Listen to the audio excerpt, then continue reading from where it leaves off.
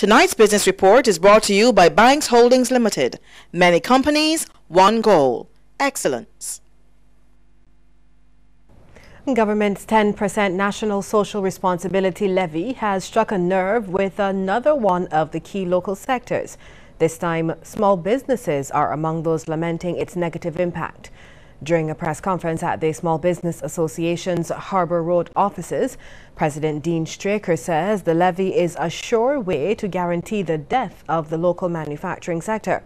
He wants government to either exempt manufacturers from the levy or explain how the tax is to be applied. The SBA is therefore calling for a clear definition from Barbados Revenue Authority now.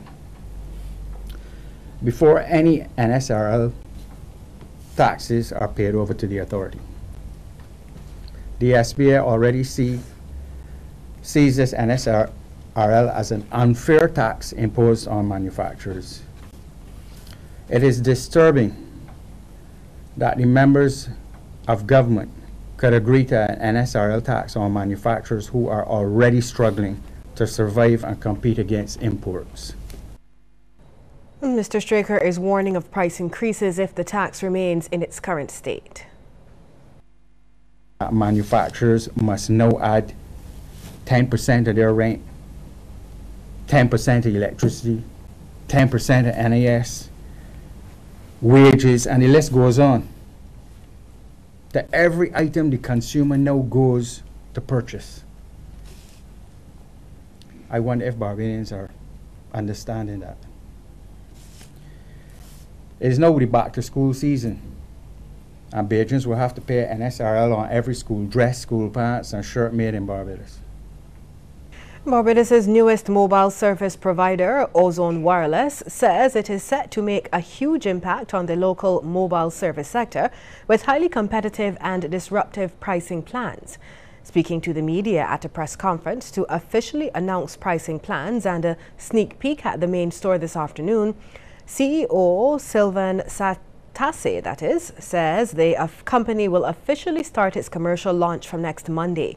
He says Ozone Wireless, which is located at Manor Lodge, St. Michael, and has a staff complement of 50 people, represents a $20 million Canadian investment, and the company is ready to change the way Barbadians use mobile phones.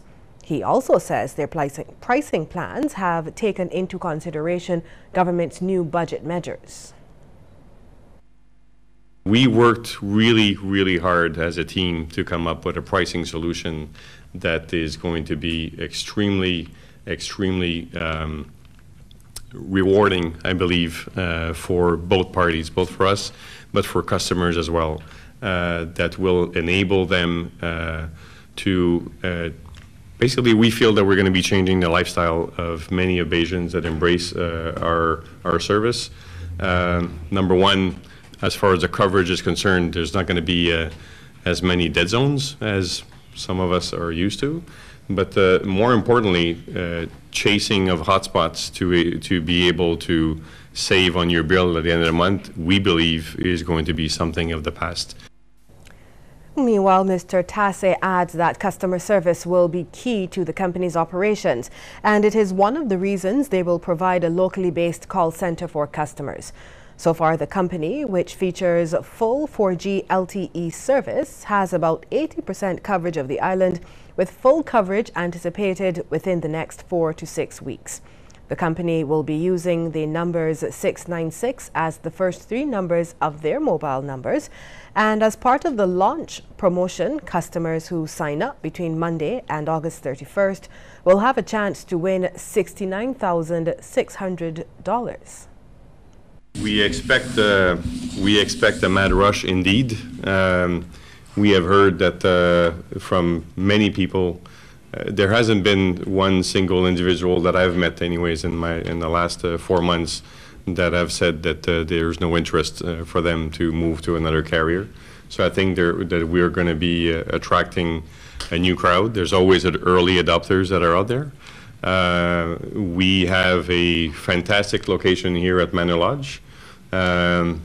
We have valet parking that will be made available to customers coming in, because we feel that it's going to be a mad rush over here over the next months. Well, let's take a look now at how stocks traded on selected exchanges across the region. In Jamaica, Jamaica Broilers Group was the volume leader with 2,080,661 units, followed by Setprod Limited and Cable and Wireless Jamaica Limited. In Trinidad, JMMB Group Limited was the volume leader with 508,115 shares valued at $635,143.75, and they were followed by Berger Paints Trinidad Limited and Scotia Investments Jamaica Limited. And in Barbados, First Caribbean International Bank was the volume leader, trading 295,040 shares at $2.45 each, and they were followed by Sagicor Financial Corporation Limited and Goddard Enterprises Limited.